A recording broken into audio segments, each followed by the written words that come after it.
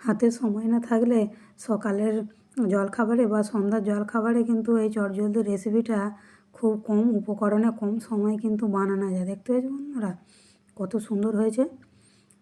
বাচ্চারাও চাইবে, তার সাথে বড়রাও কিন্তু চাইবে। তো রেসিপিটা কীভাবে বানানো হয়েছে দেখা যাক।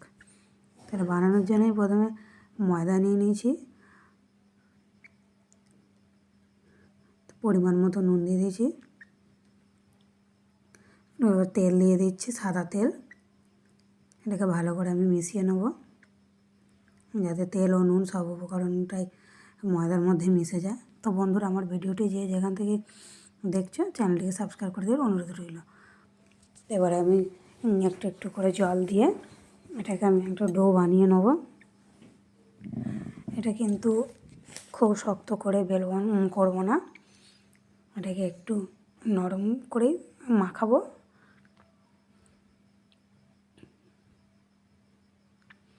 তোমার এটা যে মাখানো হয়ে গেছে, দেখতে পেয়েছো বন্ধুরা।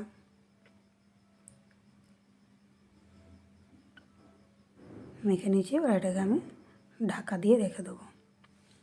তো এখানে আমি এবার পুরটা বানিয়ে নেব। ময়দার পুরটা বানানোর জন্য আমি কি করেছি, এখানে একদম জিরি করে কেটে রাখা বাঁধাকপি নিয়ে নিয়েছি। তোমরা চাইলে যতটা পারবে জিরি করে কুচিয়ে নিতে পারো। এখানে আমি নুন দিয়ে দিয়েছি একটু, নুনটা দিয়ে এবার এটাকে আমি ভালো করে মাখবো। বেশ খানিকটা সময় নিয়ে কিন্তু এটাকে মাখতে হবে, দেখবে এর থেকে কিন্তু অনেকটা জল বেরিয়ে যাবে। এতে বাঁধাকপিটা কী হবে, একটু নরম হয়ে যাবে। তো যখন এটা কুক হবে না, তখন বেশ ভালো করে সেদ্ধ হবে। এবার দেখতে হচ্ছে বন্ধুরা আমি মেখে নিয়েছি, এই যে কতখানি জলটা বেরিয়েছে। আমার কিন্তু এখানে বাঁধাকপির পরিমাণটা অল্পই ছিল, আর নুনটাও আমি একদম খুব কমই দিয়েছি, তাতেও কিন্তু জলটা আরও বেরিয়েছে। তো আমি এটাকে একটা অন্য পাত্রে নিয়ে নিচ্ছি। এই জলটাকে আমি এবার ফেলে দেবো। তো চাইলে তোমরা এই জলটাকে কাজেও লাগাতে পারো।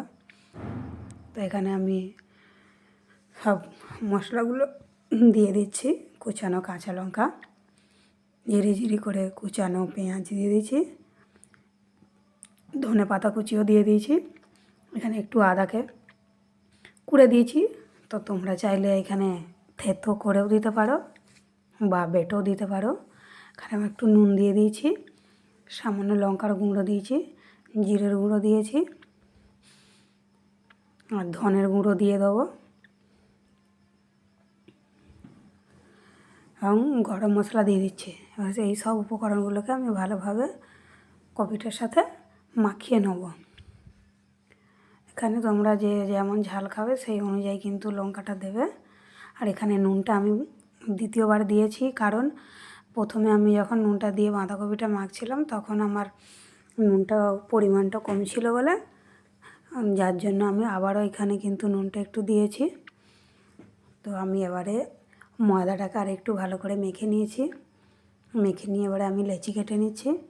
লেচি কেটে নিয়ে আমি এবারে একটু লেচিগুলোকে সমান করে নিচ্ছি। এবারে আমি পুরগুলো লেচির মধ্যে ভরে নেব। একটু গোল করে বাটির মতো করে নিয়েছি। এবারে পুরগুলো দিয়ে দেবো।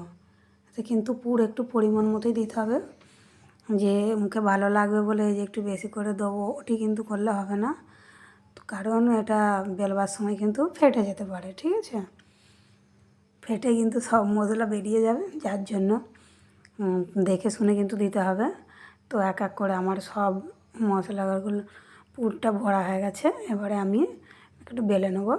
একটু তেল দিয়ে নিয়েছি, লেচি নিয়ে তেল দিয়ে একটু হালকা করে কিন্তু চাপ দিয়ে এটাকে বেলতে হবে।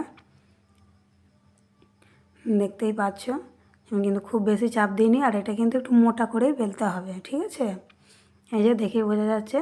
এক এক করে আমি সব কটাকেই বেলে নেব। আমার সব বেলা হয়ে গেছে। এবারে আমি ভেজে নেব। কড়াইতে আমি তেল দিয়ে দিয়েছি, অল্প করেই আমি তেল দিয়েছি, এটা কিন্তু বেশি তেলে ভাজবো না।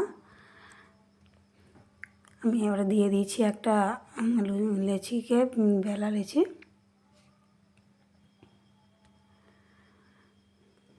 ওটা কিন্তু ভাজার সময় কিন্তু খুবই হালকা আঁচে কিন্তু আমি উল্টে পাল্টে ভালো করে ভেজেছি। একটা আমি ভেজে নিয়েছি, তো আমি আবারও একটা আমি দেখাচ্ছি। খুব বেশি কিন্তু তেল লাগবে না, হালকা আঁচেই কিন্তু একদম খুব লো আঁচে কিন্তু এটাকে ভেজে নিতে হবে। আবারও বলছি, দেখবে খুব কম আঁচে ভাজার জন্য এটাকে কিন্তু কি সুন্দর ফুলেও যাবে, ভেতরটা যত সেদ্ধ হয়ে যাবে না কফিগুলো, কি সুন্দর ফুলে উঠবে। এই যে এটা দেখেই বুঝতে পারা যাচ্ছে কত সুন্দর ফুলেছে। তো এইভাবে আমি সব এক এক করে ভেজে নিয়েছি। তো আমার ভাজা হয়ে গেছে। আমি একটাকে ভেঙে দেখাচ্ছি, দেখবে কত সুন্দর হয়েছে, ভেতরটা পুরো পুরো ভর্তি, আর খেতে কিন্তু দারুণ হয়। এটা কিন্তু সবাই বলবে যে খেতে দারুণ, একবার নয় সবাই কিন্তু বারবার খেতে চাইবে, আর বাচ্চারা তো আগে চাইবে। তো এইভাবে কিন্তু খুব কম উপকরণে কম সময় কিন্তু এখানে বানিয়ে নিয়েছি। তো আমি ভিডিওটা এখানেই শেষ করছি। তোমার ভালো থাকুন, সুস্থ থাকুন।